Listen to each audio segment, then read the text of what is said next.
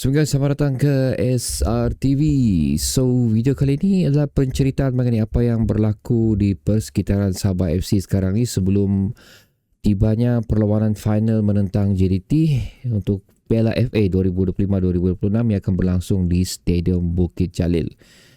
So, ianya diraihkan dengan penuh support lah daripada state of government, beberapa sponsorship dan juga untuk memastikan penyokong-penyokong yang berada di Sabah yang tidak dapat hadir ke tanah Semenanjung untuk menyaksikan perlawanan Stadium Likas, ada juga beberapa siri live match viewing telah dianjurkan. So ini adalah benda yang aku rasa amat penting untuk aku share bagi memastikan yang perjalanan ke final kita ni tidak sunyi, tidak melibatkan kita selaku penyokong dan juga pemain saja, tapi boleh katakan seluruh warga di Tanah Sabah lah yang menyambut kita punya kejayaan ke final merupakan satu kejayaan yang cukup besar lah. Itu yang cuba aku katakan di sini. So aku mulakan dulu dengan beberapa siri news yang telah dikongsikan daripada mereka, iaitu Kerajaan Sabah salur intensif penghargaan kepada Sabah FC selepas berjaya membawa diri ke final,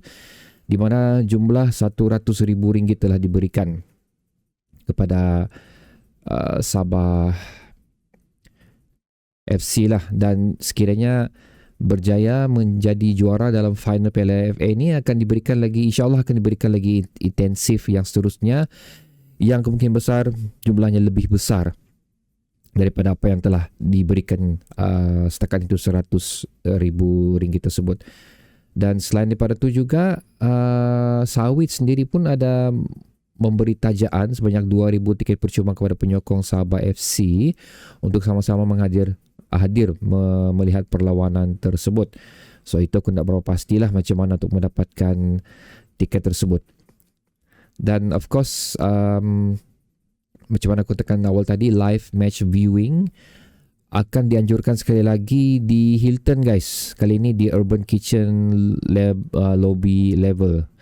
Kalau kamu tengok di Sabah FC punya Facebook page tu, diorang ada kongsikan di situlah nombor mana yang perlu dikontak untuk mendapatkan tiket tersebut, di mana sekali lagi kita sama-sama boleh menyaksikan perlawanan ini bersama penonton, bersama penyokong-penyokong yang lain di Hilton, seperti mana yang telah berlaku pada perlawanan semifinal menentang Selangor tempoh hari, di mana tiketnya berharga RM20. Anda perlu hadir dengan memakai baju berwarna merah ataupun kalau boleh lagi better jersey Sabah FC lah. Pada sekali lagi 14 Disember 2025, di mana kick off jam 9. So itu adalah antara benda-benda yang dilangsungkan setakat ni bagi memastikan kemeriahan dan juga semangat untuk menyaksikan dan menyokong skuad Sabah FC pada final ni terus membara. So itu adalah antara intensif aktiviti yang telah dijalankan oleh mereka. Tidak dilupakan juga dengan perkongsian jumlah tiket yang telah terjual, di mana sekarang ni telah berada pada pengiraan 4,173 tiket telah dijual. Itu untuk Sabah FC sajalah, belum masuk JDT lagi apa semua. Dan kita sendiri tahu kapasiti Stadium Bukit Jalil tu berapa. Walaupun jumlah tu agak besar, tapi sebenarnya kalau di pengiraan jumlah tempat duduk bagi Stadium Bukit Jalil tu banyak kosong lagi lah sebenarnya. So diharap akan lebih ramai lagi lah penyokong-penyokong Sabah FC, penyokong JDT, peminat bola sepak tempatan kita untuk hadir menyaksikan perlawanan tersebut. Dan seterusnya pemain kita hasil daripada sesi latihan apa semua, ada juga open training session tempoh hari. Aku tak tahu berapa ramai yang hadir, tapi ini merupakan satu inisiatif yang cukup bagus juga telah dilakukan oleh Sabah FC, dan aku harap ianya boleh diteruskanlah untuk beberapa siri latihan yang akan datang. Kerana seperti aku tekan pada video-video sebelum ni, ianya amat penting untuk bilang orang mengeratkan lagi hubungan antara peminat dan klub, dan juga rasa kita selaku penyokong ni rasa memiliki klub tersebut, klub Sabah FC lah maksud aku. So itu adalah benda yang cukup penting lah. So aku harap open training yang melibatkan photo session, meet and greet, short media session ni boleh diteruskan lagi pada beberapa siri perlawanan yang akan datang. So aku ingin juga menyentuh mengenai sejarah JDT ke final, di mana JDT sendiri pun sebenarnya pernah tewas waktu menentang Kuala Lumpur tempo pada 2022 atau 2021 gitu kalau aku tak silap, sewaktu Piala Malaysia di mana mereka tumpas 2-1. Dan apa yang penting untuk perlawanan tersebut adalah Kuala Lumpur pun bukanlah berada di tangga kedudukan yang cukup bagus, di mana kalau aku tak silap pada tangga ke-6 saingan Liga Super. Dan satu lagi yang paling mustahak di sini, ada satu pemain berada di final tersebut yang memacu Kuala Lumpur memenangi perlawanan tersebut adalah Daniel Ting yang kini bersama Sabah FC. So adakah beliau mampu untuk sekali lagi mengulangi sejarah tersebut dengan mendudukan JDT bersama, aku boleh katakan, kelab yang kerdil lah di saingan Liga Super setakat ni, tapi berjaya melakukan perkara yang mustahil, mission impossible lah, aku boleh katakan begitu.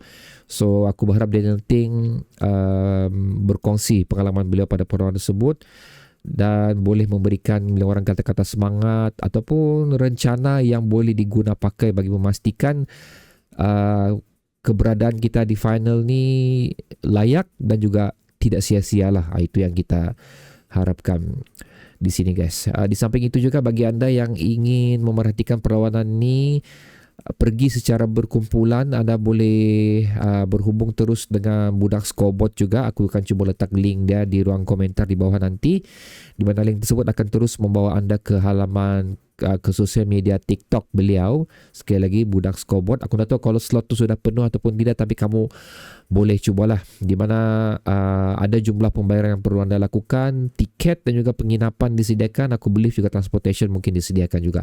So itu kamu kena bincang lah, di mana untuk aktiviti tersebut dianjurkan Budak Scoreboard tu, SRTB sendiri telah menyumbang sebanyak 2 tiket lah, dan ada pemenang dia sudah. Yang itu yang aku di SRTB ni, kami di SRTB ni boleh contribute lah. So tidak sebesar mana yang telah dilakukan oleh kerajaan, tidak sebesar mana yang telah dilakukan oleh Sawit, tapi niat untuk memberi sokongan tu, membantu rakan-rakan yang lain hadir ke Stadium Likas, cuba juga dilakukan oleh SRTB lah, dan harap dapat membantulah juga untuk perjalanan mereka di sana, dan of course untuk Sabah FC juga, guys. Ya, setakat ini itu saja yang aku boleh kongsikan lah, di mana ada satu lagi, insyaAllah kalau diberikan masa dan peluang, kerana jadual agak sibuk sekarang untuk aku ni, aku akan bercerita mengenai individu-individu penting dalam perlawanan ni yang boleh, selain daripada Daniel Ting lah. Daniel Ting aku sebut dulu kerana dia mempunyai peranan yang besar pada perlawanan ni, di sebalik kejayaan yang telah beliau lakukan seperti aku katakan.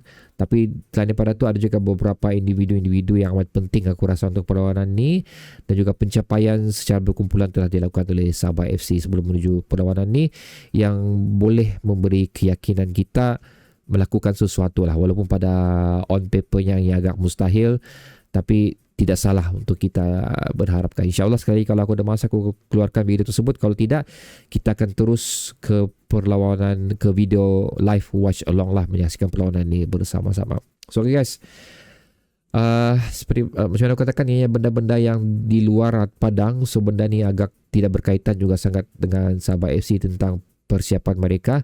Tapi sekiranya anda ada apa-apa yang anda ingin katakan mengenai perkongsian ini, letakkannya di ruang komentar di bawah, dan bertemu di video seterusnya, guys. Assalamualaikum.